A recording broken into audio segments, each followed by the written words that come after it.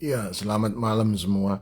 Hari ini kembali lagi ada pembahasan dari God is Good Corner, God is Good Corner atau Geeks Corner.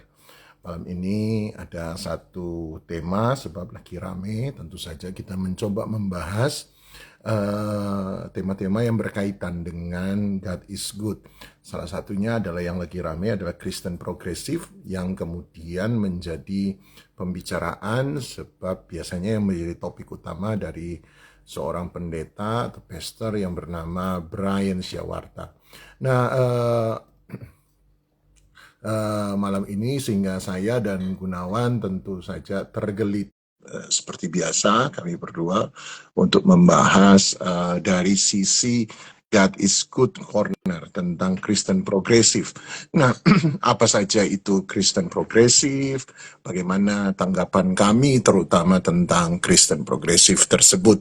Nah, sambil saya tentu saja menunggu teman saya, rekan saya Gunawan untuk bergabung. Semoga bisa sebentar saya invite dia dulu Udah. supaya bisa Halo. membahas dari sisi kita. Sebentar saya coba invite. Okay. Saya sebab ini lagi rame terakhir bahas soal itu. Jadi kami berdua sih sebenarnya ada pemikiran-pemikiran sebab kami coba sampaikan supaya kita bisa senada ya, bisa bersama-sama. Oke, ini sudah tersambung dengan Gunawan.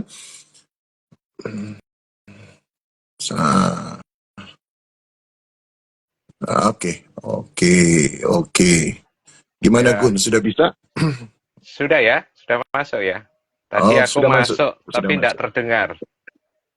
Oh, kalimat saya. Saya masuk, tapi tidak, Oh, Kodo tidak dengar. oh, oh, enggak dengar. Ini sudah bagus sih. Sudah. Oke. Oke, iya. Malam ini kita akan lebih banyak bersifat perbincangan sebab ada pemikiran-pemikiran baik dari Gunawan maupun saya tentang Kristen progresif. Nah, mungkin dulu gimana ini, Gun?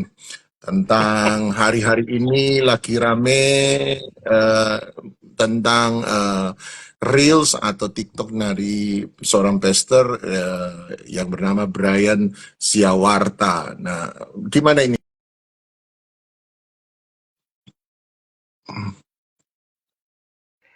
Ya, saya agak frustasi ya, Kodon ya. Kenapa frustrasi? Saya Guru memang frustasinya cepat itu, frustasi kok. ya, frustasinya yang pasti semua lini media sosial saya hari-hari ini kebanyakan membahas tentang Kristen progresif ya, karena Nah, akibat dari Brian ya, statement. Bro Brian Siawarta. Wah, kita panggil dia Bro Brian. Tapi Uh, yang jadi concern saya atau apa ya, frustasi saya itu kalau menurut saya sih, Kodo nggak tahu nanti menurut Kodo nih, uh, uh, bahwa tembakan-tembakan yang dilancarkan oleh rekan-rekan terhadap apa yang dimunculkan oleh Brian Siawarta ini menurut saya itu salah tembak gitu loh.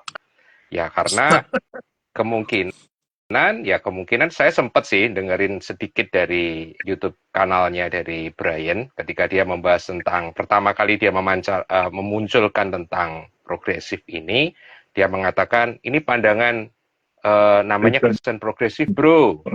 Nah, terus dia ada satu ungkapan statement, exactly-nya saya nggak bisa kutip, tapi intinya dia ngomong bahwa ini dulunya disebut sebagai liberalisme, gitu. Sehingga muncul sebuah, ini menurut saya ya, menurut analisa saya ya, Ya. sehingga muncul berkembang sebuah pemahaman dari ucapan Brian sendiri bahwa Kristen progresif itu sama dengan liberalisme. Sehingga Ya. semua video reels yang muncul di media lini saya yang saya sempat dengarkan walaupun jujur tidak semua atau tidak 100% dari awal sampai akhir saya dengarkan, saya melihatnya bahwa tembakan-tembakan itu adalah tembakan-tembakan yang diarahkan kepada Terhadap liberalisme. liberalisme. Nah, bukan Kristen progresif yang saya sendiri sempat belajar. Jadi ungkapan Kristen progresif itu kalau menurut saya memang bukan lama-lama juga sih, jadi baru aja. Jadi saya ingin mengantar begini ya, ingin mengintroduksi begini dulu menurut pemahaman saya bahwa Kristen progresif itu tidak sama dengan Kristen liberal. Ya, walaupun Kristen liberal sendiri di dalam sejarahnya itu menyebut dirinya Kristen progresif. Nah, kan makin bingung kan? Nah, jadi kalau mau disimpulkan, yang pertama itu, saya cuma mau ngomong begini buat rekan-rekan yang ikuti IG Live kita adalah bahwa tidak semua progresif itu liberal, tapi semua liberal itu pasti progresif. Nah, itu dari pemahaman saya sih, gitu. Ya, ya. Memang kita mungkin harus kembali mungkin pada pendefinisian. Jadi progresif mungkin uh, progresif adalah sesuatu yang dianggap mencoba maju dari pemikiran-pemikiran yang sudah ada.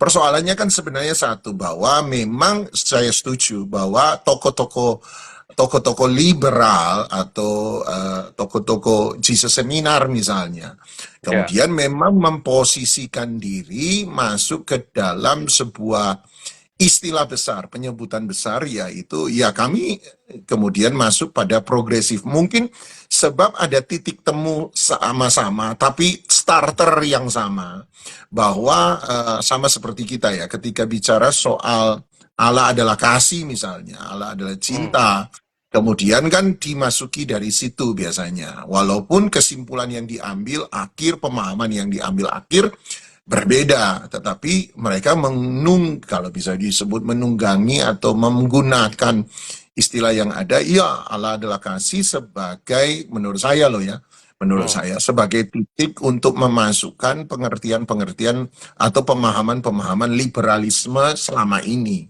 Tetapi mungkin ya disebut Kristen progresif atau disebut progresif liberal lah. Ya, jadi progresif itu jangan dianggap berarti hanya semata-mata liberal, mungkin begitu ya maksudnya ya ya, Bung ya. ya. Ya. Tidak Jadi dianggap kalau semata-mata liberal. ya bahasa saya itu liberalisme tidak identik dengan progresif, gitu loh.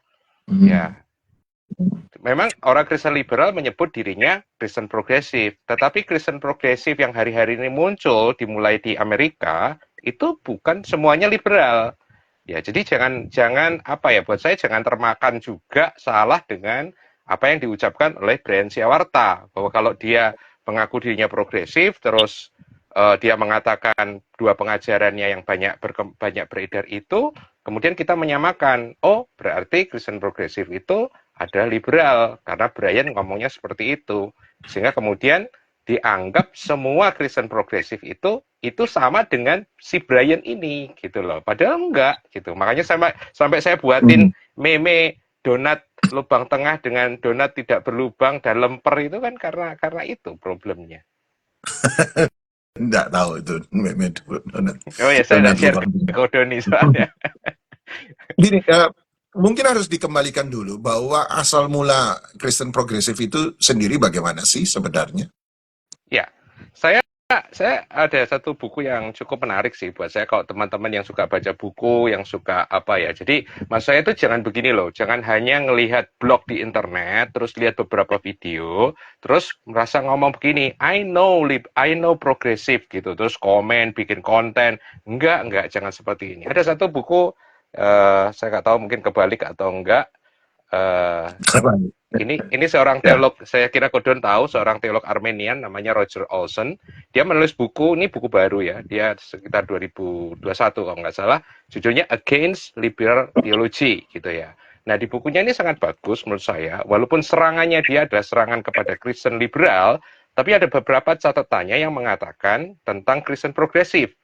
Dan dia juga mengatakan hal yang sama, bahwa Kristen progresif itu tidak sama dengan Kristen liberal. Nah, bahkan dia mengatakan bahwa Kristen progresif ini, kalau saya boleh quote ya, dia mengatakan, Profesor Olson mengatakan bahwa kekristenan progresif ini bukan tradisi yang pertama, bahkan dia menyebutnya bukan movement, bahkan bukan sebuah identitas yang nyata. Dia ngomongnya seperti itu. Nah, kalau pakai bahasa saya yang lebih sederhana, Kristen progresif ini sebenarnya ada sebuah reaksi, ya, sebuah reaksi, sebuah spirit sebenarnya terhadap kekristenan fundamentalis Amerika yang frozen, yang kaku, ya, kekristenan yang terjebak menjadi legalis, yang kaku, yang kemudian mengartikan Alkitab itu, ya kalau pakai bahasa Indonesia kita, pokoknya ada ayatnya, ya, yang semacam itu. Jadi mereka ini kemudian bereaksi terhadap sikap atau tindakan dari Kristen-Kristen fundamentalis ini. Kebanyakan kalau kita melihat Kristen-Kristen progresif yang ada, itu kebanyakan keluar dari gereja-gereja fundamentalis. Entah itu Pentakosta, entah itu Reform, entah itu Injili, ya, yang sifatnya adalah kaku. Dan gerakan ini sebenarnya sudah, kalau saya mengatakan sebelum Kristen progresif ini muncul, sebenarnya dimulai oleh yang kita sebut dulu sebagai emerging Christianity atau kekristenan emergent. Nah, sebelum itu sudah dimulai juga dengan misalnya kegerakan-kegerakan mulai tahun 2000 itu mulai ada keresahan-keresahan di Amerika memandang bahwa gereja itu menjadi sangat kaku, gereja itu menjadi sangat terkotak sehingga kemudian tidak relevan dengan budaya di sekelilingnya, tidak bisa menjawabi. Ini yang membuat mereka kemudian resah dan kemudian mereka kemudian membikin semacam apa ya, kalau Olsen ngomong bukan movement sih, jadi ini masing-masing pribadi ini dari berbagai tempat kayaknya tiba-tiba aja memiliki keresahan yang sama, terus mungkin ngopi bareng, ketemu bareng, dan akhirnya keluarlah sekarang yang disebut sebagai Kristen progresif. Itu menurut saya sih, dari pandangan saya begitu sih, Kodon. Gitu. Jadi gerakan ngopi bareng ini namanya. Iya, gerakan ngopi bareng sebenarnya emergent ini. Makanya kan saya masih ingat dulu siapa nih namanya, waktu pertama-tama disebut emergent Christianity atau emerging Christianity itu ada satu tokohnya yang Phyllis Tickle itu kan bikin web judulnya Emergent Village gitu kan, desa emergent. Jadi istilahnya ya seperti orang-orang lagi resah, kemudian ketemu di warung kopi, terus ngobrol bareng-bareng, loh kok sama ya, keresahan saya kok sama dengan keresahan kamu, gitu. Kurang lebih saya mendefinisikan progresif itu seperti itu sih. Ya. Saya juga ngambil dari buku yang sedikit berbeda. Ini menarik gimana? Justru Gunawan ngambil dari Armeniannya, saya ngambil dari Injilinya. Set Adrift punyanya Sean McDowell dan John Marriott. Ya, Sean McDowell mungkin terkenal dengan papanya yang Josh McDowell yang nulis tentang apa? Demand the Fabric ya. Carpenter. Oke. Banyak sekali bukunya Josh McDowell. Ya, banyak bukunya. Dan satu kali Sean kan dia buka dalam bukunya adalah awal-awal dia memang sama menanggapi bahwa memang ada beberapa hal yang kemudian secara value yang dia punya itu rasanya kurang cocok dengan apa yang dia percayai. Ini luar biasa, tiba-tiba orang yang ikut membantu papanya nulis satu buku yang memberi bukti dan pembuktian tentang Injil dan Yesus, tiba-tiba merasa bahwa memang ada hal-hal yang sukar untuk dijawab. Itu kemudian dibicarakan ke papanya dan dibicarakan ke mamanya. Ke mamanya dulu, dan mamanya berkata, Sean, jangan mundur dari Tuhan, Sean. Kau jangan jadi anak terhilang gitu loh. Mama berdoa. Sementara ketika diberitahu ke papanya dan papanya berkata, oh that's good katanya. That's good. Bahwa memang kamu harus menemukan sendiri dan kamu harus mengalami sendiri. Dan papa, asal kamu tahu bahwa papa ada di sini untuk mensupport Anda, mensupport kamu, dan kalau kamu perlu bantuan papa, just tell me and I will help you, dan gitu. Jadi dan dia berkata bahwa tidak bisa, ya seringkali ada dua respon katanya. Respon pertama adalah respon yang menganggap ketika dia kemudian mempertanyakan iman klasik yang selama ini diajarkan oleh orang tuanya, itu kemudian dianggap sebagai menjadi terhilang gitu ya. Meninggalkan kekristenan, sementara bagi dia sebenarnya tidak. Justru itu untuk melihat sebuah keyakinan menjadi lebih jelas. Makanya dia memberi judul Set Adrift. Set Adrift itu seperti sebuah perahu, dia bilang, saya kemudian terseret ke tengah-tengah sebuah lautan atau sebuah danau yang luas. Tiba-tiba waktu saya sadar, saya ini sudah terseret di tengah-tengah danau, tapi di sekeliling danau yang luas itu ada sebuah kabut yang sangat besar. Sehingga saya tidak tahu dari mana saya berasal. Jadi saya harus mengklirkan semua kabut untuk melihat kembali pada pelabuhan yang dimana saya harus kembali lagi berlabuh. Dan dia berkata bahwa tanah di mana saya berlabuh itu tidak harus tanah yang sama di mana saya terseret. Tetapi saya pastikan bahwa tanah di mana saya berlabuh akan lebih baik dan lebih jelas daripada tanah di mana sebelum saya berasal. Jadi memang Sean McDowell dan John Marriott ini kemudian mengalami sesuatu yang namanya progresif. Jadi mereka mulai berpikir ulang. Mungkin menurut saya, ciri utama dari progresif sebenarnya adalah begini, berasal memang dari Derrida. Kalau saya bilang beberapa orang menggunakan Derrida adalah seorang filsuf yang mengatakan bahwa makna sebuah kata itu tidak hanya bersifat tunggal. Tergantung dari konteks. Ya, tergantung dari konteks dari sebuah kata itu. Misalnya kalau kita bahasa Indonesia kata bisa. Anda bilang kata bisa. Bisa berarti mampu, sanggup. Oh iya, tunggu dulu ketika konteksnya berkata ular berbisa. Bisa di sana kan atau ular itu punya bisa. Bisa di sana kan tidak bisa dipahami sebagai sanggup, mampu. Ketika diletakkan pada sebuah konteks, maka itu kemudian menjadi berarti berbeda. Nah, oleh sebab itu perlu mengetahui kembali sebuah konteks. Jadi kemudian Derrida memperkenalkan dan orang memperkenalkan yang namanya dekonstruksi. Dekonstruksi adalah membongkar ulang konstruksi yang ada. Nah, ini yang mungkin harus dipahami. Ini yang menjadi sama dekonstruksi, tetapi bagi saya pribadi, sama seperti Josh McDowell dan mungkin Roger Olson dan John Marriott yang ada, kita perlu merekonstruksi ulang. Jadi kemudian kalau orang bilang Kristen progresif berarti sudah tidak menjadi Kristen lagi. Ya kalau kamu bilang liberal atau kemudian meninggalkan imannya yang sesungguhnya dalam Yesus Kristus. Ya harusnya salah. Kristen progresif adalah ketika dia tetap Kristen dan dia maju dalam pemikirannya. Gitu loh. Maju dalam pemahamannya. Josh McDowell, saya kalau tidak salah, atau John Marriott berkata, kalau kalimat ini, statement ini adalah statement yang masih baru mungkin sekian tahun terakhir. Tetapi kalau dibawa kembali kepada konteks lama sekian ratus tahun yang lalu, ratusan tahun yang lalu, ya namanya adalah reformasi, Dan mereka percaya bahwa tokoh-tokoh bapak-bapak gereja itu melakukan dekonstruksi, rekonstruksi yang kita sebut hari ini sebagai sebuah pergerakan yang menghasilkan pergerakan reformasi. Sebab mereka membongkar ulang, mempertanyakan ulang iman yang diwarisi karena sebuah tradisi atau diwarisi hanya karena sebuah kebiasaan tanpa mempertanyakan ulang iman itu yang sesungguhnya. Kan, apakah benar-benar Alkitab mengatakan itu? Makanya saya dan Gunawan sih setuju ya bahwa Alkitab harus menjadi standar dan otoritas di mana kita mendekonstruksi dan merekonstruksi ulang pemikiran-pemikiran kita supaya kita tidak keluar.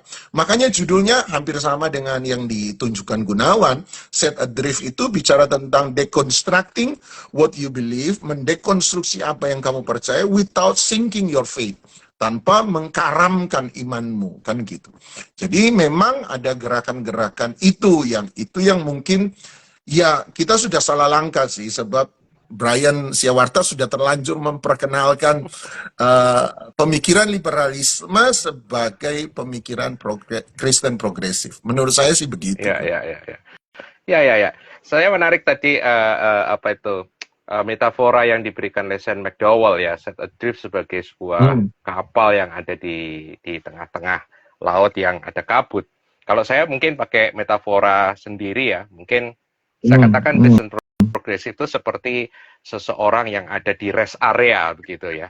Mereka sedang kecapean gitu ya, mereka udah capek, mereka udah letih, dan kemudian mereka sampai ke sebuah tempat yang namanya rest area. Dan di rest area inilah mereka bertemu dengan banyak peziarah-peziarah yang lain, para orang-orang yang sedang berpergian. Dan di sana mereka saling bertukar info satu sama lain, dan kemudian ya sambil ngopi, sekali lagi ya, sambil mereka mengatakan, oh ternyata kita punya struggle yang sama, mau kemana dan sebagainya. Jadi satu hal yang mau saya tekankan juga buat rekan-rekan yang mengikuti bahwa Kristen progresif itu bukan satu movement yang uniform gitu, ajarannya sama, kemudian ada leadernya, ada Ya. kantornya, ada denominasinya. Karena saya dengar ada satu video konten yang mengatakan bahwa Kristen progresif itu ada denominasi baru. Saya ketawa aja, denominasi baru dari mana gitu. Memang ada gereja-gereja di Amerika yang mendeklar dirinya sebagai Kristen progresif. Ya. Tapi kekristenan Amerika itu beda, bro, sama kekristenan yang ada di Indonesia, begitu kan. Mereka bisa aja kok 10 orang bikin gereja sendiri, kemudian mereka declare sebagai gereja progresif. Tapi apakah kemudian itu menjadi satu denominasi? Menurut saya ya tidak, itu loh. Nah, ini yang harus dipahami.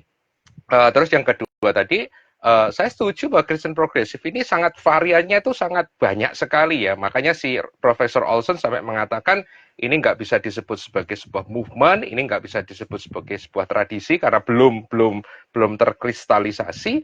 Bahkan dia mengatakan bukan sebuah identitas yang real gitu. Jadi buat saya Kristen progresif itu adalah keresahan ya. Saya mengilustrasikan Kristen progresif itu seperti anak remaja yang lagi cari identitas diri Hmm, gitu loh. hmm. Karena dia Nah, merasa ya, apa yang ya, dipercaya setuju. dulu itu sudah tidak common sense lagi, tapi dia nggak tahu harus pegang yang mana. Makanya mereka tuh sedang meraba-raba begitu ya.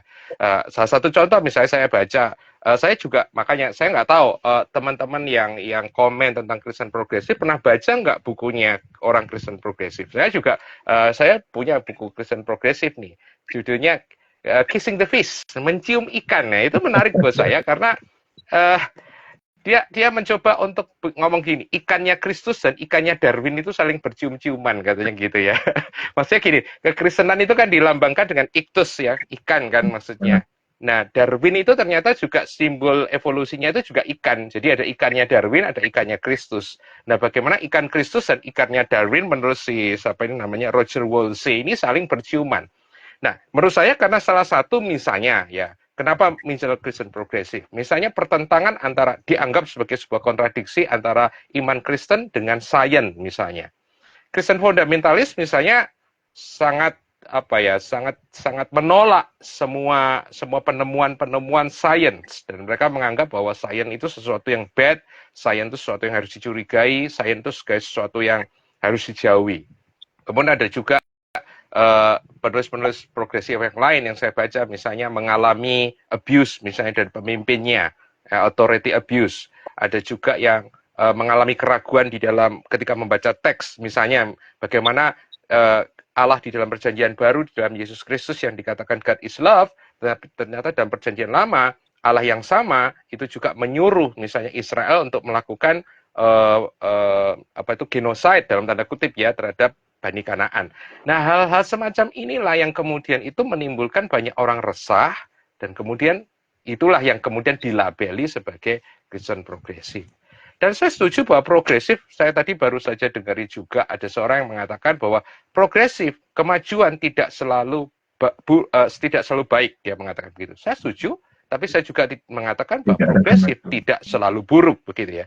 Saya setuju dengan apa yang dikatakan Gordon, kalau ini dibawa mundur 500 tahun ke belakang, saya kira apa yang dilakukan oleh Luther, apa yang dilakukan oleh John Huss, apa yang dilakukan oleh John Calvin, apa yang dilakukan oleh reformator gereja, itu adalah dekonstruksi sebenarnya gitu kan.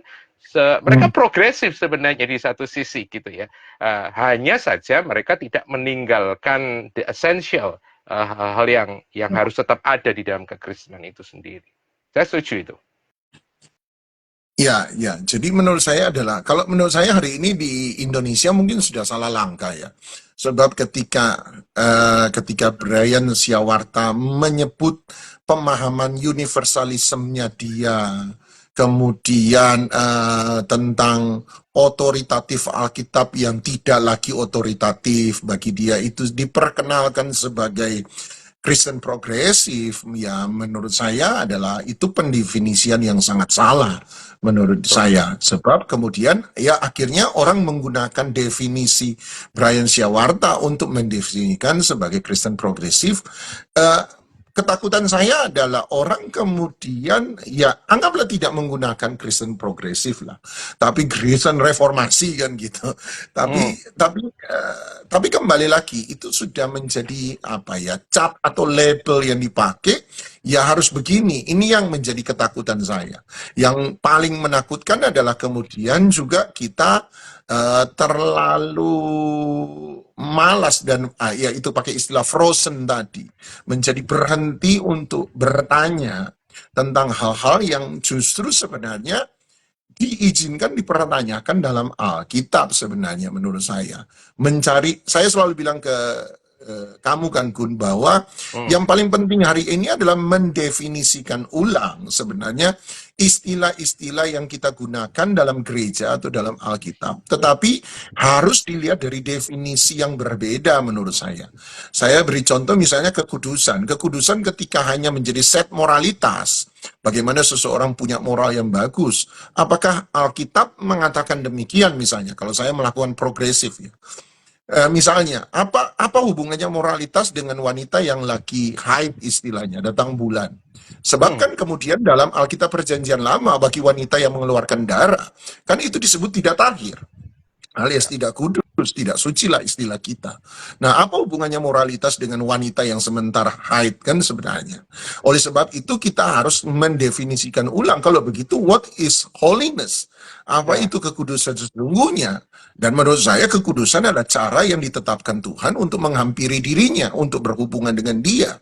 Nah, kalau kita tidak melakukan pertanyaan-pertanyaan itu kemudian hanya menerima mentah-mentah bahwa kekudusan sama dengan sebuah moralitas, menurut saya kita mengkerdilkan sesuatu yang justru sangat luas dan sangat besar yang diberikan oleh Alkitab menurut saya. Dan itulah fungsi kita mendekonstruksi dan merekonstruksi ulang pemahaman-pemahaman kekristenan kita hari ini gitu loh. Itu sih, Iya, Kak. itu yang berbahaya menurut saya. Karena sebenarnya dari gerakan reformasi sendiri, Protestan misalnya, ada satu ungkapan yang sebenarnya bagi orang yang suka membaca mungkin bukan ungkapan yang baru ya, yaitu Ecclesia Semper Reformanda Est.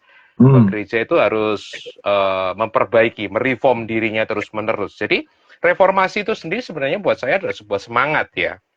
Sebuah Ya. semangat bagi gereja untuk terus memperbaiki dirinya untuk semakin mendekati kebenaran itu sendiri. Karena kita sebagai saya mengatakan kita sebagai manusia itu nggak ada yang sempurna. Yang artinya Alkitab itu sempurna, Alkitab tidak bisa salah, tapi cara pendekatan, cara pembacaan kita, cara menafsir kita itu bukan tidak bisa salah. Itu yang harus menurut saya harus dipahami ya. Oleh karena itu menurut saya dekonstruksi dan rekonstruksi bagaimana kita meredefinisi ulang pemahaman-pemahaman yang selama ini ada di dalam gereja dalam kekristenan itu harus dilakukan ya. Buat saya progresivitas di dalam batas-batas tertentu itu menurut saya merupakan sebuah keharusan di dalam eksistensi dari sesuatu misalnya. Misalnya ada mungkin banyak orang yang tidak sadar misalnya terutama kita yang di Pentakosta, di karismatik yang baru misalnya, bahwa ketika kita di hari Minggu melihat ada seorang pendeta wanita berkhotbah, Ya. itu sendiri ada sebuah Ya. progresivitas Ya. sebenarnya. Sebab kalau kita mau kembali ke zaman dulu, bahkan Pentakosta yang lama, seorang wanita tidak boleh berkhotbah. Tapi kalau sampai hari ini ada gereja-gereja berbasis Pentakosta dan karismatik, kita bisa menemukan pendeta wanita, bisa berkhotbah, bisa membaptis. Itu adalah sebuah buah dari dekonstruksi dan rekonstruksi itu sendiri. Dan saya masih menemukan juga ada banyak gereja atau pendeta yang frozen gitu kan, yang dalam tanda tertutup, Menolak. dia tidak mau melakukan dekonstruksi dan rekonstruksi. Masih ada pendeta hari ini atau gereja hari ini yang tidak memperbolehkan wanita untuk berkhotbah misalnya. Nah, kalau ditanya kenapa? Ya, because the Bible says gitu ya. Karena Alkitab katakan ada ayatnya, Alkitab wanita tidak boleh mengajar. Nah, itulah spirit fundamentalis yang berusaha ditinggalkan oleh kaum progresif Amerika.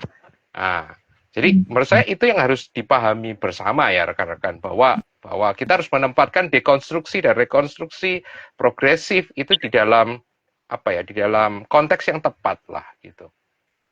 Iya, saya setuju istilahmu bahwa ini mungkin adalah anak remaja yang sementara mencari jati diri. Kalau selama ini pertumbuhan rohani dianggap sebagai bayi yang disuapin terus-menerus. Pokoknya terima saja, percaya saja. Pokoknya ini dari dulu, pokoknya bapak-bapak gereja ngajarnya begini. Nah sekarang kan ketika mulai beranjak dewasa, kita nggak bisa kemudian berkata menurut saya, ya memang dari dulu memang begini. Ya terima saja, percaya saja. Ya setuju sih. Tetapi kan itu lahir dari sebuah pencarian kita, lahir dari sebuah penggalian pendalaman itu. Nah, kalau belajar itu mungkin ya kamu bisa tambah tentang batas-batasan Alkitab itu, sebab kan kemudian salah satu yang diangkat oleh Brian adalah misalnya tentang Alkitab yang tidak lagi bersifat otoritatif. Dia tidak bilang begitu, tetapi dia berkata bahwa loh, lihat ini loh, ada tabrakan-tabrakan Kontradiksi. dalam Alkitab. Kontradiksi-kontradiksi kan, aturannya begini tetapi pelaksanaannya kan ternyata tidak begitu misalnya. Jadi bagaimana kita sendiri memandang Alkitab menurut kamu? Ya, jadi memang kita harus sangat apa ya? Makanya kalau sekarang itu belajar ya, kalau dengerin sebuah statement, baca sebuah statement, itu harus dipahami sih maksudnya itu apa begitu ya. Misalnya kayak tadi ya, Brian langsung mengatakan kita penuh dengan kontradiksi. Saya juga nggak tahu maksudnya dia ngomong seperti itu kayak apa, maksudnya apa begitu ya, karena kita juga nggak kenal sama dia. Tapi misalnya ya, kalau menurut saya, ketika Kristen progresif, misalnya dari buku Kissing the Fish ini ya, di appendixnya misalnya dia mengatakan bahwa kekristenan progresif itu mereject ada 7 doktrin yang disebut 7 doktrin yang mematikan dari konservatif, kekristenan konservatif fundamentalis ya. Yang pertama yang tadi Gordon singgung itu adalah dia menyebutnya sebagai biblical literalism.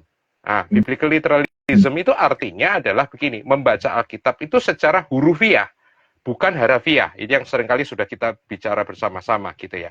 Pokoknya ya apa yang ditulis itu ya itu gitu loh. Nah, padahal kan nggak begitu gitu loh. Nah, ini yang seringkali kemudian biblical literalism ini yang menurut saya ketika cara membaca kita literal, hurufiah, tidak harafiah, itu yang memunculkan kontradiksi-kontradiksi gitu loh. Jadi menarik misalnya ketika saya membaca lagi kisah misalnya Joshua yang seringkali diangkat itu ke penyerbuan ke tanah Kanaan, itu kan seringkali disebut sebagai genocide lah, sebagai hukuman Tuhan lah, misalnya seperti itu kan.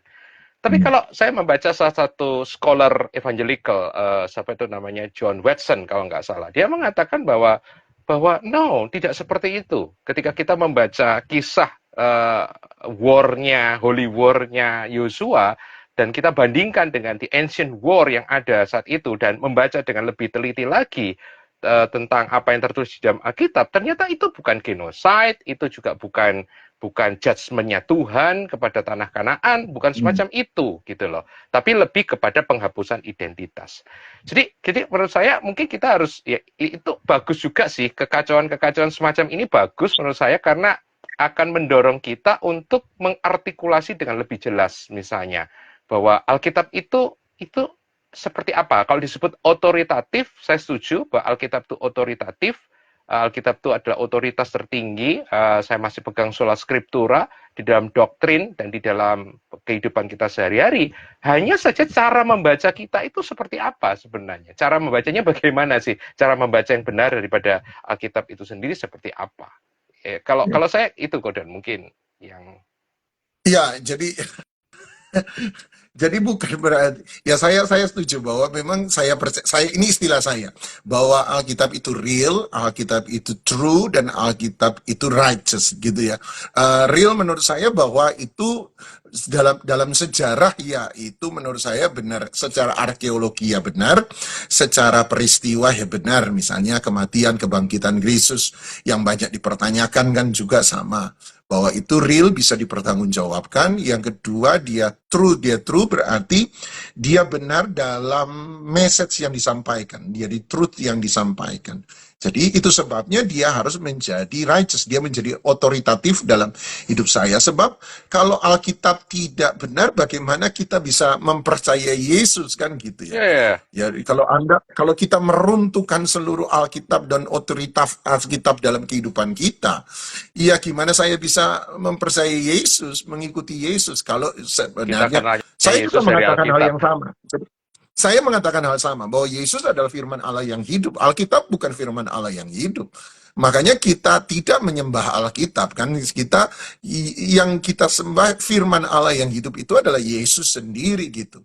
Tetapi untuk mengenal Yesus, kita kan kemudian sumber satu-satunya yang kita pakai hari ini adalah ya Alkitab, tulisan-tulisan yang dikatakan Paulus sebagai sesuatu yang diilhami oleh Allah sendiri. Yohanes pasal 5 berkata, tulisan-tulisan ini bermaksud untuk menunjukkan kepadaku, kan gitu. Jadi memang kalau kemudian ini dipertanyakan keabsahannya, ya menurut saya itu jadi justru mempertanyakan iman kita pada Yesus, ya. Itulah yang kemudian menjadi serangan-serangan pendeta yang ikut menyerang hari ini kan terhadap Brian sebabnya. Sebab ditangkapnya ketika kamu menyerang otoritas Alkitab, engkau menyerang tentang Alkitab sebagai tidak benar, bisa bertabrakan. Nggak tahu ya, kembali lagi dengan Gunawan, sebab tidak memahami pemikiran sepenuhnya dari Brian. Ya, saya nggak mau ngejudge. Tapi kalau orang kemudian menyerang itu Alkitab, ya sebagai sesuatu yang bisa dipertanyakan dan diperdebatkan, menurut saya secara message, ya, secara pesan yang disampaikan, secara kebenaran truth yang terkandung di dalamnya, maka justru itu menyerang memang iman percaya kita, sebab sumber pengenalan kita kan dari sana gitu, tidak ada yang lain gitu loh. Baru setelah itu kita mengalami pengalaman-pengalaman dengan dia, ya setuju. Tetapi sumber pertamanya kan kita adalah Alkitab. Memang yang itu yang ya menurut saya kalau benar-benar maksudnya seperti yang dimaksudkan oleh banyak orang, menurut saya ya Brian terjebak dalam statement-statement itu sih. Makanya cukup banyak yang meradang mungkin ya dalam hal ini. Ya, meradang boleh, tapi jangan jangan cepat marah terus bikin statement-statement yang buat saya Iya, iya, kemudian justru bikin iya, iya. bingung ya. Saya jadi mikirnya gini sih, Gordon. Teringat Hmm. bahwa kalau progresif ini sebagai sebuah antitesis dari fundamentalis ya. Saya ingat teorinya Hegel antara tesis, antitesis, dan sintesis. Harusnya kemunculan progresif itu justru bisa memberi sebuah sumbangsi positif kalau kita bisa meresponnya dengan benar, sehingga kemudian kita bisa menemukan Christianity third way lah, kekristenan jalan ketiga yang lebih tinggi dibandingkan dengan fundamentalis dan progresif itu sendiri. Misalnya seperti pembacaan Alkitab, saya masih ingat dulu waktu Gordon tunjukin sebuah buku, kemudian saya juga ikut buku di belakang rasanya, yang How Not to Read the Bible ya, kalau nggak salah. Bagaimana tidak membaca Alkitab ya. Bagaimana, maksudnya sebenarnya simpelnya ini, cara-cara yang salah ketika kita membaca Alkitab gitu loh. Ya, jadi sebenarnya yang problem yang muncul itu kan bukan Alkitabnya sebenarnya, tapi cara membaca Alkitab itu loh yang salah itu. Nah, tapi bagi beberapa orang kan problemnya begini kan, Gordon, bahwa cara membacanya itu sendiri sudah dianggap itu holy, itu kudus. Misalnya ketika saya sering ngomong Kejadian misalnya, saya dari kecil saya juga diajar bahwa Kejadian pasal 1 itu adalah sebuah seperti kalau saya membaca teori penciptaan gitu loh, bahwa 6 hari itu ya literal betul-betul 6 hari gitu loh. Dan kemudian ketika saya menemukan misalnya ada banyak scholar Injili sendiri, ini bukan liberal ya, scholar Injili misalnya, yang mengatakan bahwa Kejadian 1 itu genrenya bukan narasi dalam pengertian seperti teori penciptaan, tapi ini adalah semacam cerita ya, sebuah cerita narasi yang di dalamnya mengandung sebuah tujuan pedagogik ya, ada tujuan untuk mendidik, sehingga itu tidak bisa diartikan secara hurufiah ya, tapi harus dibaca sebagai harafiah. Nah, itu bagi beberapa orang kan kemudian kaget ya, kemudian mengatakan, oh itu salah gitu. Padahal bukan ya, buat cara membaca kita tuh itu kan bukan kudus kan, maksudnya cara membaca Alkitabnya kudus, tapi cara membaca, cara menafsir dan hasil tafsiran kita itu tidak kudus, itu tidak ineren gitu. Ya, mungkin yang perlu ditekankan adalah begini, ketika kita mencoba mendekonstruksi dan merekonstruksi pemahaman kita, itu pengenalan kita atau bagian dari sub-iman kita terhadap Yesus, terutama dalam pembacaan Alkitab, mungkin harus ada set of rules yang Ya, tidak boleh dilanggar. Gitu loh. Ketika kita melanggar set of rules ini, aturan-aturan ini, maka justru kita akan, yaitu, kita akan set adrift, akan tertarik kemudian pada sebuah ruang, atau yang kemudian membuat kita, ya sebenarnya, iya kalau dibilang berapa orang kemudian teriak, ya jangan sebut Kristen lagi, ya saya enggak sampai ke sana sih, tetapi memang kemudian meninggalkan core atau esensi iman essential faith-nya kita, itu yang nggak boleh dilanggar, rambu-rambu itu yang harus tetap ada gitu loh. Kalau hari ini belum terjawab, jangan mencari cara mudah untuk kemudian, oh kalau begitu ini salah, kemudian oh Alkitab berarti, ya kembali lagi, Alkitab berarti tidak benar, atau oh ini juga ada hal yang tidak benar kok dalam Alkitab, salah kok dalam Alkitab. Menurut saya, kita harus bisa mensinkronkan dan menemukan jawaban kenapa. Kalau kamu anggap ada yang berbeda, kenapa? Justru itu kan harus ditarik terus. Bukan ya, ya, kemudian berkata, oh kalau begitu Alkitab yang salah, saya yang benar menurut saya. Itu berarti sudah melanggar aturan mainnya, kalau menurut saya sih gitu. ya. Jadi ini bahaya dari melakukan dekon dan rekonstruksi dari sebuah pemahaman itu. Ya memang ada bahayanya menurut saya. Dan tidak heran kalau orang kemudian terseret, ya menurut saya sudah jadi liberalisme, atau kemudian bahkan menjadi agnostik, ateis, dan sebagainya. Itu menurut saya. Saya tertarik kepada metafora yang dimunculkan Sean McDowell ya. Kalau Kristen progresif itu diibaratkan sebuah perahu yang terdampar di tengah lautan dengan kabut gitu ya. Ya mungkin kita membutuhkan seperti kompas Ya, atau mungkin ya, bisa ya. melihat bintang di atas sebagai petunjuk sesuatu yang unchangeable, yang tidak berubah, yang bisa tetap tetap dipegang begitu, yang akan menuntun kita kembali ke dermaga gitu ya, menuntun kita Ya, kembali ya. ke pusat. Nah, saya sendiri, saya nggak tahu dengan Gordon, mungkin Gordon nanti bisa dengan versinya sendiri, tapi ketika saya membaca salah satu buku yang lain, Profesor Olson ini salah satu favorit saya sih. Di bukunya yang lain yang berjudul Bagaimana Menjadi Injili Tanpa Menjadi Konservatif, ya menurut saya itu sangat menarik. Dan buat saya Olson memberikan ada empat set rule tadi yang Gordon ngomong, 4 pagar Ya. yang buat dia bagaimana kita bisa tetap menjadi evangelical tanpa menjadi liberal gitu ya, tanpa menjadi konservatif juga. Nah, 4 itu saya setuju. Yang pertama adalah yang disebut sebagai biblicism. Biblicism itu adalah percaya bahwa Alkitab itu adalah sumber otoritas tertinggi, baik bagi iman atau bagi kehidupan kita, atau bahasa lainnya itu sola scriptura gitu ya.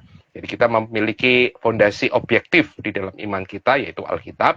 Yang kedua, ini pilar Injili ya. Jadi seseorang disebut Injili itu kalau percaya 4 ini. Satu, biblicism. Yang kedua adalah conversionism.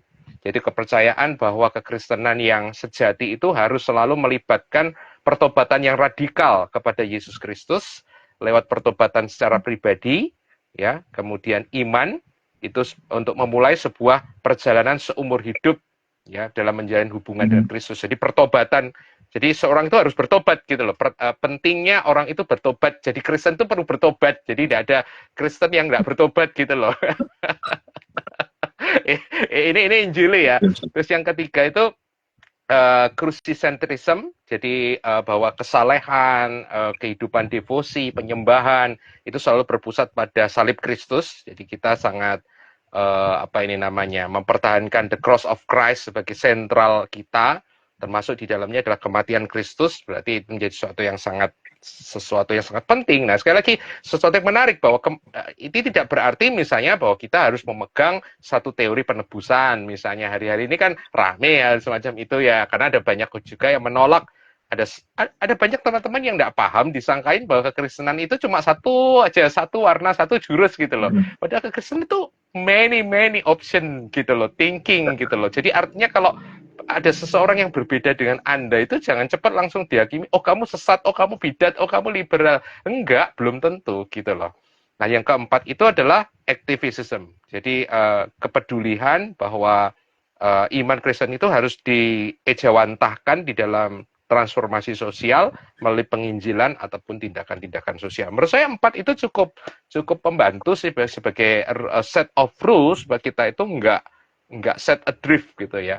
Jadi Alkitab, pertobatan, salib Kristus, dan aktivis. Jadi iman itu harus dilakukan atau diekspresikan lewat perbuatan. Menurut saya itu sih kalau dari saya. Nggak tahu dari Kodon mungkin ada Ya, insight. menarik juga sih. Sian juga kasih 4 juga. Oh, ya, oh, ya. Tapi agak sedikit berbeda. Mungkin kan dia lebih injili ya. Dia bilang kalau nomor 1 dia bilang menetapkan bahwa Yesus dan pengajarannya sebagai sebuah dasar yang tidak boleh dibongkar. Ya. Jadi dia ada sebuah dasar. Jadi Yesus dan pengajarannya sebagai sebuah foundation. Kemudian yang nomor 2 dia berkata menggunakan credo sebagai sebuah boundary. Jadi sebagai credo sebagai sebuah batasan-batasan, boundary markers atas apa yang esensial, dia bilang, of what is essential. Itu yang kedua. Jadi nomor 1 pengajaran, nomor 1 yang paling utama pengajaran Kristus, Yesus dan pengajarannya sebagai fondasi yang tak terbantahkan dan tidak bisa dibongkar. Yang nomor 2 adalah menggunakan credo sebagai tanda-tanda batasan di mana kita mengerti mana yang esensial dan mana yang tidak esensial. Yang ketiga dia berkata seeing the entire Bible, melihat seluruh Alkitab sebagai truthful revelation, sebagai pewahyuan yang truth dari Allah. Jadi melihat Alkitab dan seluruh Alkitab sebagai pewahyuan yang truthful dari Allah. Dan nomor 3 melihat kekristenan sebagai historik dan global tradition yang mengencompasses, yang menjadi kompas berbagai macam komunitas dan cara pandang yang berbeda-beda. Jadi kekristenan itu ya itu tadi kalau kamu bilang ya, makanya saya tiba-tiba ingat menarik sekali dia berkata bahwa kekristenan itu bukan cuma satu saja satu. Jadi ada banyak pemahaman-pemahaman. Jadi kekristenan itu selama ini menurut dia ya itu sudah menjadi historik dan global tradisi. Jadi historik dan global tradisi yang menjadi kompas. Jadi satu payung besar yang mewadahi dan mengkompasi berbagai macam komunitas dan viewpoints, sudut pandang ya.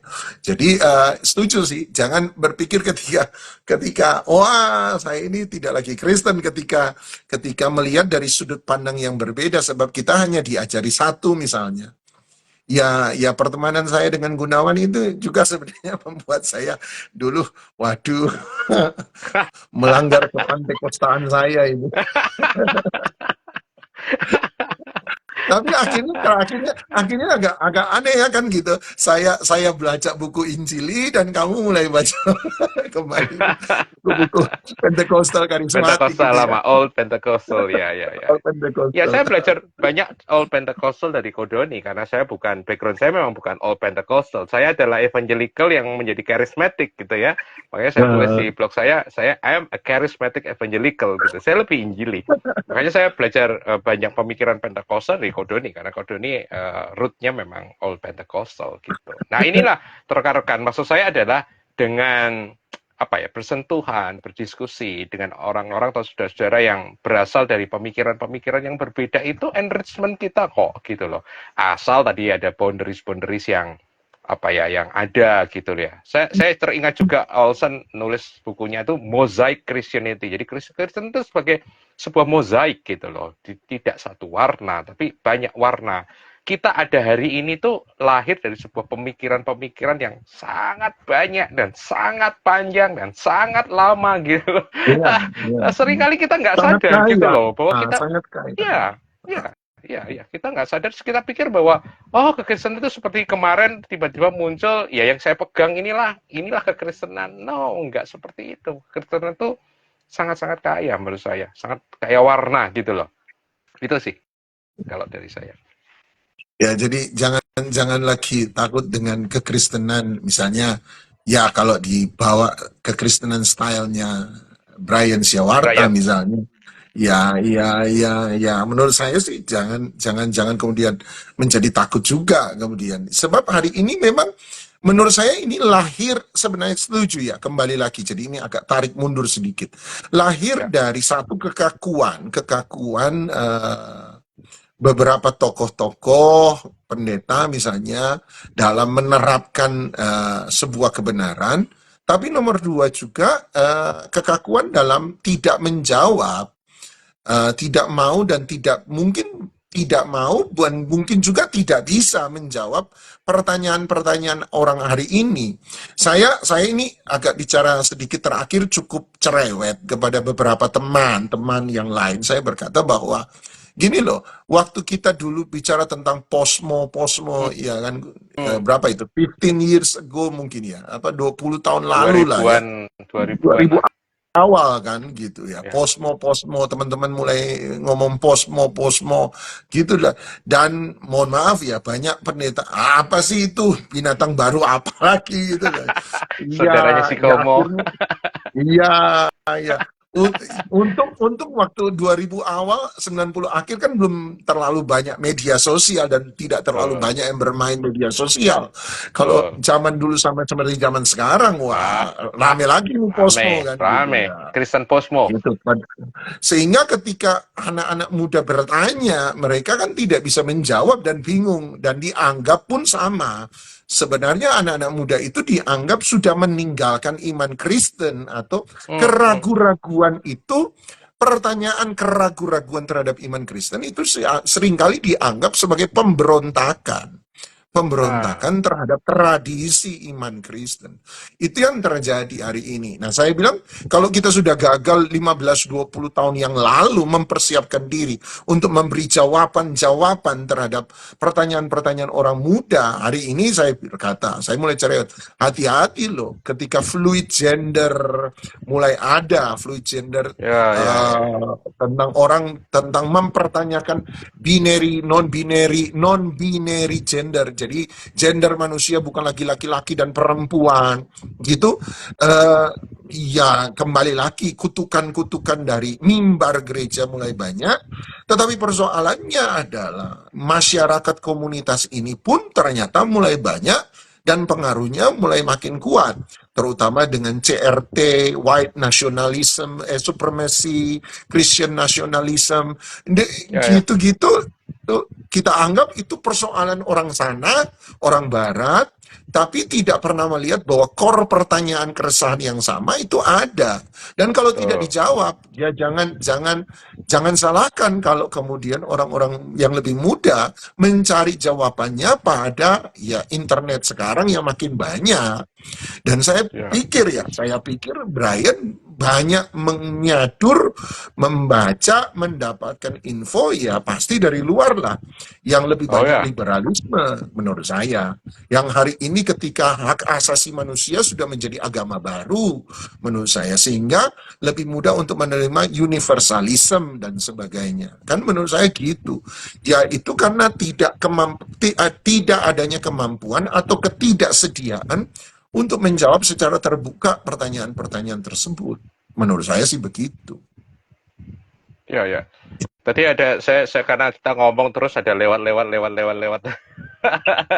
Ada yang ketik pertanyaan, ada yang mungkin nggak Ya, tahu saya kudet ngamati tidak atau kebaca. enggak. Mungkin coba kamu Ya, lihat. tapi ada beberapa yang sempat ketangkap dengan mata saya. Misalnya ada yang nanya, misalnya dia mengatakan kalau salah Samuel ya, kalau nggak salah tadi ngomong tentang para teolog harus berani bersikap tentang statementnya Brian. Dah, semua teolog udah berani bersikap kok bro hari-hari ini semuanya.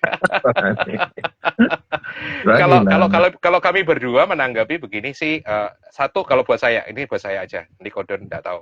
Kalau saya harus membedakan antara Brian sebagai person, Brian dan ajaran Brian gitu ya. Maksudnya ajarannya Brian dan si Brian gitu ya. Kalau Hmm. ajarannya Brian yang saya tahu dua itu, yang sempat saya dengar loh ya, tentang universalism dan Bible just only a book, many contradiction. Ya, saya katakan saya nggak setuju ya dengan itu ya. Itu masuk dalam liberalisme dan ini Olson yang mengatakan bahwa kalau liberalisme itu kalau menurut Olson is not Christianity. Dia liberalisme itu bukan kekristenan. Tapi sekalipun misalnya Brian itu memegang pandangan itu, menurut saya kita kan harus mengasihi ya, mengasihi semua orang ya, bahkan apalagi orang-orang yang dalam tanda kutip mungkin kita pandang sebagai tersesat gitu loh. Ya jangan dihakimi terus, maksud saya ya ada usaha-usaha lah gitu. Maksud saya kita akan bertemu dengan banyak Brian-Brian di sekitar kita gitu loh. Bukan hanya Brian yang itu gitu ya, tapi Brian-Brian. Nah, bagaimana menyikapi dengan Brian-Brian itu yang ada di sekitar kita itu gitu loh. Jadi makanya tadi saya memakai metafora Kristen progresif ini kan seperti anak teens yang mencari identitas. Ya bantulah seperti tadi yang Gordon cerita, papanya Sean McDowell, Josh McDowell, menurut saya itu sangat, wah itu elegan banget. True apologet, dia seorang apologet sejati sih buat saya. Bagaimana dia bisa membantu, dia tidak maksudnya tidak langsung counter Sean, mengatakan itu salah, kemudian keluarkan ayat-ayat, enggak, tapi dia membiarkan anaknya berproses dan membantu anaknya dalam berproses. Menurut saya itu sikap-sikap yang harus kita tunjukkan ya, bahkan ke dalam progresif itu sendiri. Itu mungkin tambahan dari saya. Ya, ya. Ya, ada beberapa hal mungkin, ya saya baru ngecek lagi pertanyaan karena punya saya nggak jalan ke bawah gitu Oh, ya. oh ya. Rupanya ada banyak pertanyaan tentang, iya akhirnya Brian dan pengajarannya misalnya tentang tidak lagi percaya Yesus sebagai Allah ya atau apa. Kemudian dari Allah ke Yesus, apakah bisa disebut sebagai Kristen pengajaran Kristen Hukum Allah, progresif hukum atau tidak? Taurat, Gordon. Law to Law to grace sebenarnya, iya, law iya, to iya. grace, ya. Ya, sebab akan mendekati universalism kan. Dia perlu fondasi, tentu saja penekanan terhadap grace ya. Kalau Allah itu grace, maka dia harus menerima semua. Ya. Mungkin ada tanggapan Gun soal itu? Uh, Menarik misalnya. Nah, ini kembali lagi menarik kan. Kalau pertanyaannya tadi dari Taurat ke kasih gitu ya, dari bahasanya kode tadi dari law ke grace. Apakah itu sebagai progresif? Nah, saya membacanya begini. Yang nanya ini punya sebuah mindset gitu ya, bahwa law dan grace itu ada dua hal yang bertentangan. Ya kan?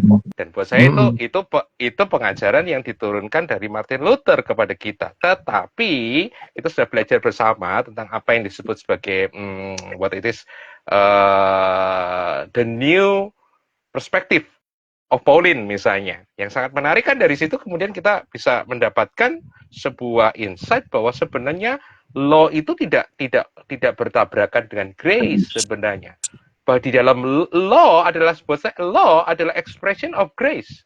Taurat itu adalah bentuk anugerah Allah buat Israel pada zaman itu. Ya. Pembenturan antara law dan grace itu kan dimunculkan dari tradisi Luther. Di luar Luther kita tidak mendapatkan, menurut saya, tabrakan-tabrakan itu. Nah, new perspective of Paul misalnya, itu ada sebuah bentuk pemikiran progresif kalau menurut saya, yang membantu kita menemukan bahwa sebenarnya yang diperangi Paulus di dalam surat-suratnya itu bukan law, tapi sebenarnya adalah legalism atau interpretasi orang-orang Israel terhadap Taurat itu sendiri yang disebut seringkali mereka menyebutnya secara singkat sebagai law itu sendiri, tapi sebenarnya bukan law Tauratnya yang di Perjanjian Lama, tapi tafsiran. Nah, jadi ini kan sesuatu yang menurut saya menarik kan. Kalau kita tidak pernah berprogres misalnya, tidak pernah mempertanyakan itu, bagaimana kita bisa mendapatkan insight-insight yang baru? Nah, jadi buat saya hari-hari ini misalnya, apakah orang Kristen berarti karena dia grace berarti dia tidak butuh hukum misalnya tidak membutuhkan law dalam tanda kutip, law dalam pengertian rule? Oh, enggak juga kan, karena buat saya law dan grace tidak berbenturan, tapi law sebagai expression of grace. Tapi law dalam bentuknya, Taurat dalam bentuknya yang seperti misalnya tidak boleh bercukur lah, tadi dikatakan menstruasi, ya itu kan sudah buat saya sudah tidak berlaku lagi. Nah, cara pembacaannya tentu saja kita nggak bisa ngomong. Ya, seperti tadi, kebanyakan kita kan nggak konsisten kan, mengatakan, misalnya tadi ada gereja yang mengajarkan wanita nggak boleh pakai celana, misalnya celana panjang maksudnya. Kenapa? Karena ada ayatnya di dalam kitab Taurat misalnya bahwa memang nggak boleh, wanita harus pakai pakaian wanita, pria pakai pria. Tapi gereja yang sama juga nggak pernah melarang tuh pria-prianya cukur jenggot. Padahal di Alkitab ada loh pria nggak boleh cukur jambang kan kalau di Taurat. Nah, itu kan salah satu bentuk inkonsistensi yang ada, dan itu perlu didekonstruk menurut saya, perlu didekonstruksi sehingga kita memunculkan sebuah penafsiran yang sehat begitu loh. Kalau demikian, kalau ini boleh, ini berlaku, ini tidak, ini berlaku, misalnya kalau jangan mencuri masih berlaku, tapi tadi cukur jambang tidak lagi, lalu apa? Nah, itu sendiri kan sebuah proses dekonstruksi itu sendiri yang tadi Gordon omongkan. Ya, ya. Ya, seringkali kesalahpahaman kita terhadap jargon-jargon Kristen yang tanpa sadar kemudian membuat kita bicara keras untuk satu hal, tetapi ketika ditabrakan, ya kita kemudian menjadi kebingungan sendiri kan gitu. Sebab kita sendiri hanya mendengar, itu maksud saya, hanya mendengar mewarisi dari pendeta di khotbah hari Minggu, tetapi kemudian tidak pernah melakukan penggalian sendiri, tidak pernah mempertanyakan. Kamu pernah bilang kan, justru keraguan-raguan itu perlu justru menurut saya ya, itu untuk memperdalam iman kita, bukan untuk menjauhkan kita dari iman kita. Iman yang tidak bertanya justru menurut saya iman yang tidak pernah kuat, iman yang salah, iman yang kebablasan, iman yang apa? Iman yang hanya dibangun pada sebuah fanatisme tanpa pernah mau menerima sesuatu yang berbeda. Itu yang menurut saya berbahaya justru. Itu sebabnya hari ini kita coba meluruskan, tidak mencoba ngomong apa-apa, tetapi mencoba meluruskan supaya kita tahu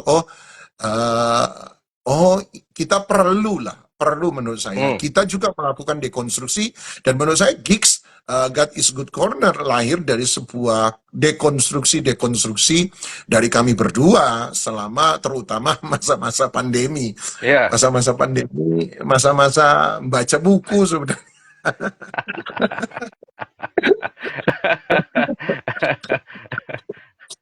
Ya, gitu. Gitu ya, sih, ya, jadi menurut saya itu ya, jadi teman-teman kita kami nggak akan membahas lah apa yang diajarkan oleh Brian, karena buat saya apa yang diucapkan oleh Brian itu jelas liberalisme. Saya secara pribadi tidak setuju dengan itu, saya percaya Kodoni juga nggak setuju dengan itu, tapi kita hanya mau mengatakan bahwa progresif itu tidak identik dengan liberal. Progresif itu sesuatu yang kita perlukan, hanya memang kita harus cukup berhati-hati di dalam progresif itu. Profesor Olson juga mengatakan, karena untuk dari progresif menjadi liberal itu memang kadang-kadang langkahnya itu slip away-nya itu bisa cuma sedikit sekali gitu, orang bisa terjatuh. Dan mungkin yang harus saya juga ngomong bahwa ada satu tulisannya Olson yang sangat bagus di buku Against Liberal Theology. Dia mengatakan bahwa kita sedang menantikan ya, kita harus memunculkan sebuah kekristenan yang saya sebut kekristenan third way, kekristenan jalan tengah, yang tidak fundamentalis, yang tidak liberal, tetapi yang ada di tengah-tengah, yang dia sebut sebagai Kristen moderat atau progressive evangelical. Jadi misalnya dia memberi contoh, misalnya bagi teman-teman yang suka baca misalnya tulisan-tulisan dari pendeta-pendeta seperti N.T. Wright, seperti John Stott misalnya, seperti Scott McKnight misalnya, atau yang agak sedikit menakutkan seri Brian Zahnd misalnya, atau Brad Jersak misalnya.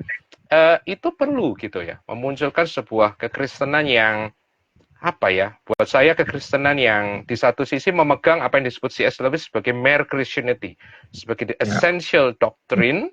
Kita memegang yang essential, tetapi kita tidak mengalami sebuah frozen di dalam menghidupi kekristenan itu sendiri. Menurut saya itu sih mungkin pesan dari saya secara pribadi yang saya mau sampaikan kepada rekan-rekan yang mengikuti IG Live kita.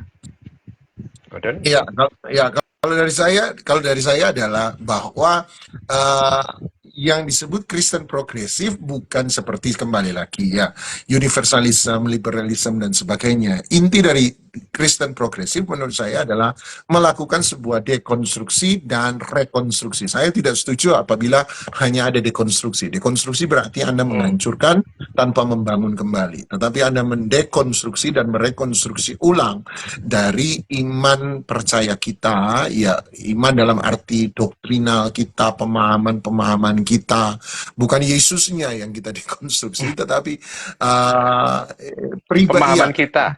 Pemahaman kita tentang Yesusnya itu dan pengajarannya dan apa yang ditulis oleh Alkitab, sehingga kita bisa menemukan pemahaman-pemahaman yang menurut saya lebih bisa saya dapatkan, saya tarik seluas-luasnya, dan juga kemudian bisa menjawab jawaban-jawaban pertanyaan zaman hari ini, pertanyaan-pertanyaan yang menjadi kegalauan Ya. banyak orang hari ini. Kok Kristen kok kaku, kok Kristen itu kok kejam gitu Hmm. ya. Terutama Hmm. ketika orang-orang yang menjadi konservatif, ketika ada yang salah, kemudian seakan-akan semua karya dan apa semua akan seakan-akan dibuang gitu ya. Termasuk Hmm. orangnya dibuang. Kemudian kan dipertanyakan, how is love, bagaimana kasih. Kita harus bisa Ya. menjawab pertanyaan-pertanyaan seperti itu gitu loh. Ya. Kita harus bisa menjawab pertanyaan-pertanyaan sosial masyarakat yang hari ini berkembang. Zaman dulu mungkin gereja awal mungkin bukan tidak ada, tetapi saya percaya tidak banyak mungkin pertanyaan misalnya tentang fluid gender, white Hmm. supremacy, Hmm. CRT, critical race theory. Nggak terlalu banyak mungkin ya. Tetapi hari-hari ini kan pertanyaan-pertanyaan ini menjadi pertanyaan-pertanyaan mendasar yang harus Ya. dijawab, terutama ketika anak-anak kita ada di tengah-tengah masyarakat yang seperti itu gitu loh. Ya. Ya. Misalnya anak saya sambil guyonan sih saya tahu waktu bicara tentang boneka, kemudian saya berkata it, saya pakai bahasa Inggris, saya sebut itu it. It kan adalah kata benda. Anak Ya. saya jawab, why you call it it? Oh. Kenapa kamu bilang itu it? Kenapa kamu nggak bilang he? Kenapa kamu nggak bilang she? Loh, Hmm. aku bilang kan itu boneka benda mati. Ya, tapi dia kan bisa he, bisa she. Kalau saya bilang, oke dah he. Kenapa kamu nggak sebut she? Kata. Dari mana kamu tahu he? Dari mana kamu tahu bahwa dia mau disebut he? Saya bilang, ini pasti hasil dari YouTube. Gitu misalnya. Ya, Ah, kita ah. nggak bisa memungkiri bahwa akses informasi, makanya saya agak keras ketika saya berkata, anak-anak muda hari ini, termasuk kita semua, itu punya akses informasi yang sangat luas, tetapi kemampuan nalar yang sangat sempit gitu ya. Sehingga kita Hmm. tidak bisa bermanuver, bernavigasi di tengah-tengah arus informasi yang sangat banyak. Yes. Makanya orang mudah kena hoax sebab tidak pernah tahu bagaimana punya nalar di Ya. tengah-tengah informasi yang sangat banyak. Tidak tahu bagaimana merangkum, tidak tahu bagaimana untuk memilah, tidak pernah tahu bagaimana untuk men-squeeze itu, untuk menerima apa sih pendorong semulanya. Jadi kita memang harus perlu untuk bisa menjawab, dan tentu saja di tengah-tengah masa-masa yang sangat mengagungkan wisdom dan logika, ya kita harus bisa membawa wisdom Hmm. dan cara berpikir yang logis buat mereka gitu loh, untuk bisa menerima jawaban-jawaban kita. Kita kan nggak bisa sekedar menjawab terima saja, percaya saja, Alkitab Hmm. begitu, itu sudah paling benar. Hmm. Iya, saya setuju Alkitab bilang begitu, itu paling benar, tapi persoalannya kan adalah bagaimana Ah. menerima itu kan, Ya. bagaimana kemudian melihat itu bahwa benar, bukan hanya sekedar apa istilahnya tafsiran-tafsiran kita kan Ya. gitu, tapi Ya. benar-benar Ya. ada dalam seantero, prinsipnya ada dalam seantero Alkitab. Kemudian kita bisa tunjuk, ingat cerita ini, ingat ayat ini, ingat kisah ini. Makanya saya suka gunakan cerita, kisah, ayat A, B, C, D untuk menjadi sebuah penopang bahwa ini loh yang coba diajarkan oleh Alkitab.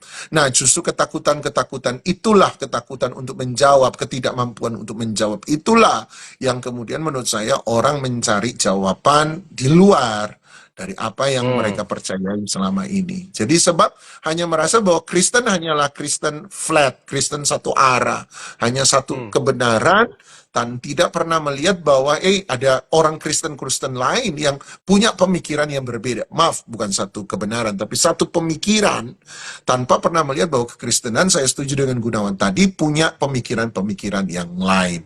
Itu Ya. kalau dari saya, kira-kira. Ya, kita Ya, satu closing. lagi ya. Saya ingat satu sebagai closing juga ya. Dari dulu itu saya selalu sebenarnya sebelum muncul emerging lah, Postmo lah, whatever lah. Itu saya paling nggak suka dari awal tuh, nggak tahu kenapa ya. Saya paling nggak suka kalau ada orang itu terus ngomong kalau beda itu sesat, sesat. Kalau dulu kan gitu, itu sesat, sesat. Apa sih sesat gitu loh? Ketika saya tanya, kamu bilang dia sesat, kamu udah baca kah bukunya? Kamu sudah dengar? Belum. Nah, ini yang satu yang mungkin saya harus apa ya dari pengalaman saya pribadi. Ketika kita hendak menilai sesuatu atau sebuah movement, kita harus mencari source aslinya. Contoh ya, Kristen progresif. Saya percaya ya, mungkin 80%, 70% teman-teman kita yang mempelajari Kristen progresif akan mendengarkan Kristen progresif dari pendeta-pendeta mereka yang anti progresif. Nah, saya men-challenge, cari source-nya yang Kristen progresif sendiri, baca gitu kan, dalami, dengarkan khotbahnya, pelajari bukunya, pelajari ajarannya. Yang kedua, punyailah komunitas dan mentor rohani. Karena saya percaya bahwa Alkitab itu bukan buku yang dibaca personal sebenarnya. Bahwa Alkitab itu adalah buku korporat yang harusnya di dalam mempelajari Alkitab itu kita nggak boleh sendirian gitu loh. Bagaimana kita kemudian mengkonsultasikan hasil pemikiran kita itu kepada orang-orang yang ada di sekeliling kita, teman-teman komunitas kita. Apa itu kalau dalam bahasa Ibrani-nya itu apa? Belajar bersama itu, Gordon? Saya lupa. Oh iya. Komunitas whatever lah itulah. Terus ada satu mentor, satu spiritual leader yang tentu saja memiliki wawasan, hikmat yang bagus, yang bisa menuntun kita bersama-sama, sehingga kita itu nggak jadi frozen, yang saya sebut sebagai frozen Christianity gitu ya, kekristenan frozen, kekristenan yang hanya taunya begitu aja. Kita masih ingat dulu ya, Kodon, ketika kita bicara Armenian di awal-awal tuh tahun berapa itu, ketika seringkali kita diserang Armenian is not biblical, Armenian is heretic, Armenian itu bidat, Armenian jadi harus pegang Calvin kalau disebut biblical, Armenian. Ternyata ketika saya temukan satu buku, kemudian salah satunya ditulis Olson, saya share juga sama Gordon, kemudian kita menemukan, oh enggak kok, ternyata selama ini yang kita sebut Armenian itu ternyata bukan Armenian gitu kan.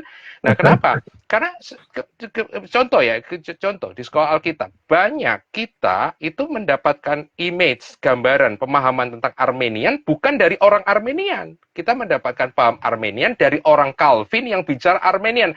Lah menurut saya ini kan salah kaprah ya. Kalau mau bicara Armenian, tanyalah orang Armenian, jangan tanya orang Calvin yang belajar Armenian. Nah, gitu loh. Jadi ini salah satu contoh saja bagaimana kita menanggapi, ya besok siapa lagi, kalau setelah Kristen progresif muncul lagi Kristen apa, saya nggak tahu, Kristen donat lah, Kristen lemper lah, Kristen apalah, saya nggak tahu. Tapi prinsipnya selalu sama. Cari source aslinya, punyailah komunitas, punyailah spiritual mentor, let we learn together, grow together, supaya bisa mengenal Yesus dengan lebih baik lagi. Ya, Hafruta. Thank you, Hafruta. Learn in pair, belajar dalam pasangan-pasangan. Betul. Ya. Tanya jawab, saling bertanya jawab. Ya. Itu saja dari kami. Jadi memang marilah terus berprogres, marilah terus berproses. Menurut saya kebenaran itu bukan kebenaran yang mati. Dan menurut saya kalau kebenaran yang kita anggap di dalam Yesus Kristus yang kita terima adalah kebenaran yang bisa menjadi jawaban, maka tentu saja dalam dalam berbagai macam situasi, dalam berbagai macam zaman, dan dalam berbagai macam pemikiran-pemikiran yang ada, Alkitab harus berdiri teguh sebagai kebenaran, harus berdiri teguh sebagai batu karang yang tak tergoyahkan. Tapi dia harus mampu untuk menjawab setiap masalah-masalah yang ada. Oleh sebab itu kita harus terus berprogres. Progres artinya maju, kita harus berprogres, tapi bukan maju yang disebut maju tetapi sebenarnya mundur. Tetapi maju yang benar-benar maju, yang membuat kita kemudian lebih memahami, lebih bisa mengerti. Oh, itu kebenaran. Kebenaran yang tidak berkompromi dengan zaman, tetapi justru kebenaran yang menjadi solusi terhadap persoalan zaman. Itu menurut saya. Jadi teruslah berprogres, teruslah menggali, masuk pada level yang lebih dalam, masuk pada pemahaman yang lebih dalam dengan Tuhan kita, Yesus Kristus, melalui kebenaran-kebenaran yang Dia berikan kepada Anda dan saya. Ya, ada tambahan lagi, Gun? Ya, saya kira sudah cukup lah. Oke. Nanti next Terima time mungkin kasih. kita mau nanti Ya, muncul yang lain lagi, kita ngobrol lagi lah. ya, terima kasih semua. Ya, thank Mungkin nanti you teman-teman. ya coba dilihat lah kalau bisa soal beberapa contoh-contoh pemikiran-pemikiran progresif, mungkin kita akan bahas di kemudian hari. Terima kasih. God is good all the time and all the time And good God time, is good. God is good. Terima kasih. Selamat malam. God bless. Good night. God bless. Ya, thank you, Gun. Thank you, Kodoni. Itu ada pemikiran tadi, ya, Thank flat you, Bible Kak bukan flat Hans. Earth, ya, flat Ah, Earth Christianity. thank Thank you. you, Dev. Thank you dari Sandakan, teman-teman yang sudah gabung. Kapan kita ngopi-ngopi, Kak Hans? Thank you, Pastor Itu, Perry. itu menarik. Ada pertanyaan dari Allah ke Yesus, apakah bisa disebut sebagai Kristen Hukum Allah, progresif? Kodon. Enggak, Hukum Allah, bukan tadi ada Allah. yang lebih ke Allah, lebih Hah? ke sebelumnya. Oke, saya Dari cari. Allah ke Yesus. Allah ke Yesus. What is Allah Ya, ke Yesus? Apa maksudnya Allah ke Yesus? Fani, gimana? Nggak anu kan? Sudah nggak kepo lagi kan? Allah ke Yesus. iya. Oh, yang dimaksud Memang tadi ada orang yang sama kok Don. Jadi kayaknya bukan kayaknya dia salah ketik deh. hukum Allah. Ya. Memang ada ini. Saya enggak lihat sih kalau Brian bicara soal Yesus keilahian dan sebagainya. Saya juga enggak dengar, masih belum dengar. Saya cuma dengar dua aja komentarnya tentang Bible and salvation. Nah, oke, thank you, Gun. God bless. Oke, thank Malam. you. God bless, Gordon. Selamat malam.